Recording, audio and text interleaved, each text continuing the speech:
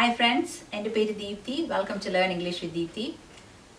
ഇന്നത്തെ ലെസണിൽ നമ്മൾ ഫ്രഞ്ചിൽ നിന്ന് ഇംഗ്ലീഷിലേക്ക് വന്നിട്ടുള്ള കുറച്ച് വാക്കുകൾ നോക്കാം.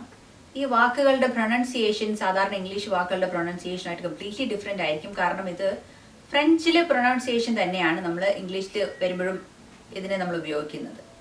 അപ്പോൾ ഇന്ന് ഞാൻ നിങ്ങൾക്ക് പറഞ്ഞു തരാം ഇതൊക്കെ കറക്റ്റായിട്ട് ഈ വാക്കുകൾ എങ്ങനെ പ്രൊണൗൺസ് ചെയ്യണമെന്ന്. ആദ്യത്തെ വാക്ക് റോണ്ടേവൂ. ഒന്നുകൂടെ പറയാം, റോണ്ടേവൂ. റോണ്ടേവൂ.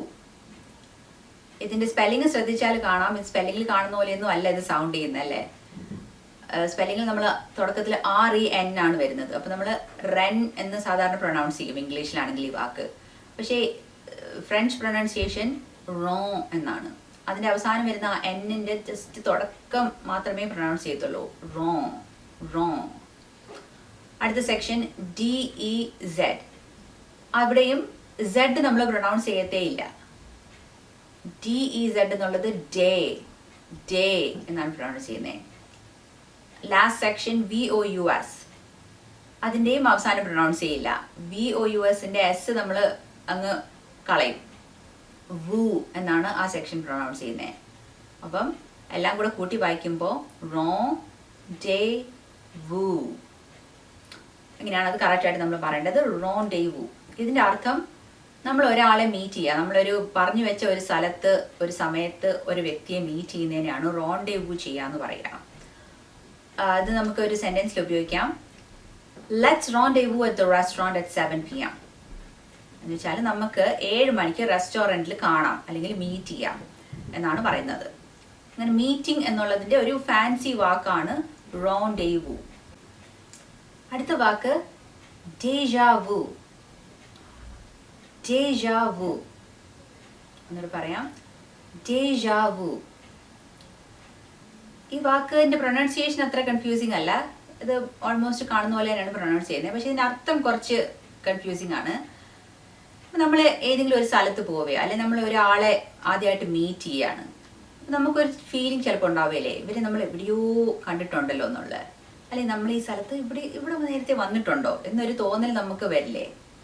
അതിനെയാണ് ഡേജാവൂ എന്ന് പറയുന്നത്.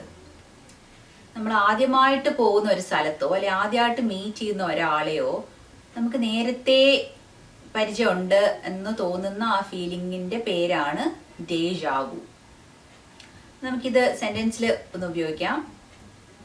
I felt a deja vu when I walked into that house. എന്ന് വെച്ചാൽ ഞാൻ ആ വീട്ടിലേക്ക് കയറി ചെന്നപ്പോൾ ഇവിടെ മുമ്പ് വന്നിട്ടുണ്ട് എന്നുള്ള ഒരു ഫീലിംഗ് എനിക്ക് തോന്നി എന്നാണ് പറയുന്നത്. അടുത്ത വാക്ക് ലോഞ്ചറേ. ലോഞ്ചറേ. എന്നോട് പറയാം, ലോഞ്ചറേ. അപ്പം ഇത് നമുക്ക് ഒന്ന് കെയർഫുള്ളായിട്ട് ശ്രദ്ധിക്കാം. ഇതിൻ്റെ പ്രൊനൗൺസിയേഷനും ഇതിൻ്റെ സ്പെല്ലിങ്ങും തമ്മിലുള്ള വ്യത്യാസം. നമ്മൾ സ്പെല്ലിംഗ് ഒന്ന് ശ്രദ്ധിക്കുക. LIN അല്ലേ? പക്ഷെ ഇത് ലിൻ എന്നല്ല നമ്മൾ പറയുന്നത്. അത് ലോ ലോ എന്നാണ് പറയുന്നത്. ആ N നമ്മൾ റോണ്ടേവൂന് പറഞ്ഞതുപോലെ തന്നെ അതിൻ്റെ ഈ N വളരെ ചെറുതായിട്ടേ പറയത്തുള്ളൂ. ലോ. ആ N ജസ്റ്റ് അതിൻ്റെ തുടക്കം മാത്രം വളരെ ചെറുതായിട്ടേ പറയുന്നുള്ളൂ. ലോ. GE എന്നുള്ളത് ഴ എന്നാണ് പറയുന്നത്. ഴ. RIE എന്നുള്ളത് റേ എന്ന് വരും. അപ്പം ഇത് മുഴുവൻ കൂട്ടി വായിക്കുമ്പം ലോ ഴ റേ. ലോഞ്ചറേ. ലോഞ്ചറേ. ഇതിൻ്റെ അർത്ഥം പലർക്കും അറിയായിരിക്കും. ഇത് ലേഡീസ് ഉപയോഗിക്കുന്ന ഫാൻസി അണ്ടർഗാർമെന്റ്സ് അല്ലെങ്കിൽ ഉറങ്ങാൻ ഉപയോഗിക്കുന്ന നൈറ്റ് ഗൗൺസ് അങ്ങനത്തെയൊക്കെയുള്ള കാര്യങ്ങൾക്ക് പറയുന്ന പേരാണ് ലോഞ്ചറേ എന്ന്. നമുക്കിതൊരു സെന്റൻസിൽ ഉപയോഗിക്കാം. She stopped by the store to pick up some lingerie. വെച്ചാൽ ഒരു ലേഡി കുറച്ച് ലോഞ്ചറേ പിക്കപ്പ് ചെയ്യാൻ കടയിൽ പോയി. അടുത്ത വാക്ക് ഷീക്ക്. എന്നോട് പറയാം, ഷീക്ക്. ഷീക്ക്. ഇതിന്റെ സ്പെല്ലിങ്ങും പ്രൊനൗൺസിയേഷനും കൂടെ നമുക്ക് ഒന്നുകൂടെ കമ്പയർ ചെയ്യാം. CH എന്നുള്ള തുടക്കം നമ്മൾ പറയുന്നത് ഷ് എന്നാണ്.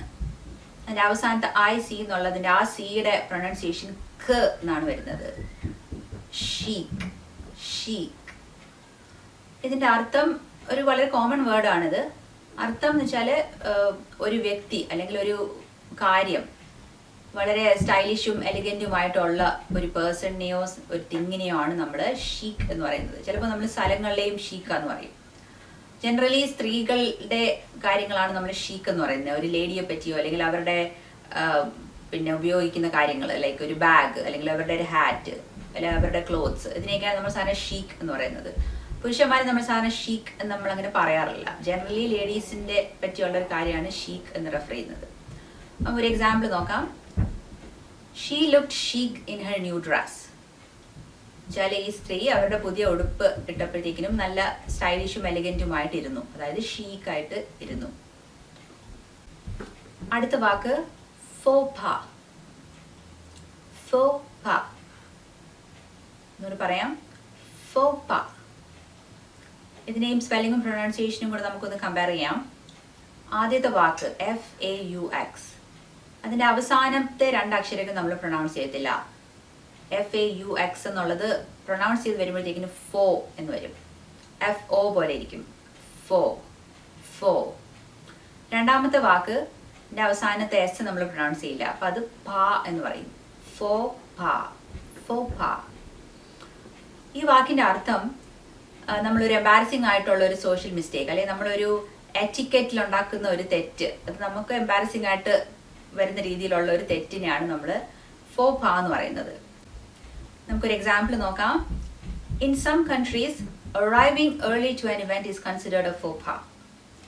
പക്ഷെ ഇവിടെ പറയുന്നത് ചില രാജ്യങ്ങളിൽ നമ്മളൊരു ഇവന്റിന് നേരത്തെ ചെന്ന് കഴിഞ്ഞാൽ അതൊരു ഫോ പാ ആയിട്ടാണ് കൺസിഡർ ചെയ്യുന്നത്. വെച്ചാൽ അത് എറ്റിക്കറ്റ് വൈസ് ശരിയല്ല. ഒരിക്കലും ഇവന്റുകൾക്ക് നേരത്തെ ചെല്ലാൻ പാടില്ല. പല സ്ഥലങ്ങളിലും എപ്പോഴും ഒരു 10 മിനിറ്റ് ലേറ്റ് ആയിട്ടേ ചെല്ലാവുള്ളൂ. കാരണം അവിടെ ആരും കാണില്ല, ആരും നേരത്തെ വരാറില്ല, ഹോസ്റ്റ് റെഡി ആയിരിക്കത്തില്ല.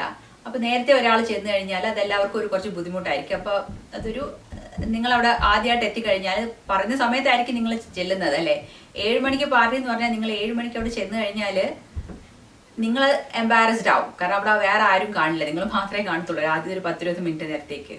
അപ്പൊ അതാണ് പറയുന്നത് ഫോ പാ ആയിട്ടാണ് കൺസിഡർ ചെയ്യുന്നത്. ഒരു എംബാരസിങ് ഒരു സോഷ്യൽ മിസ്റ്റേക്ക് എന്നാണ് അതിന്റെ അർത്ഥം. അപ്പൊ ഇന്നത്തെ വീഡിയോ കൊണ്ട് ഈ കൺഫ്യൂസിംഗ് ആയിട്ടുള്ള ഫ്രഞ്ച് വാക്കുകളുടെയൊക്കെ പ്രൊനൗൺസിയേഷൻ നിങ്ങൾക്ക് മനസ്സിലാക്കാമെന്ന് പ്രതീക്ഷിക്കുന്നു. പ്ലീസ് വീഡിയോ ലൈക്കും ഷെയറും ചെയ്യാൻ എൻ്റെ ചാനൽ സബ്സ്ക്രൈബ് ചെയ്യാം. Thank you for watching.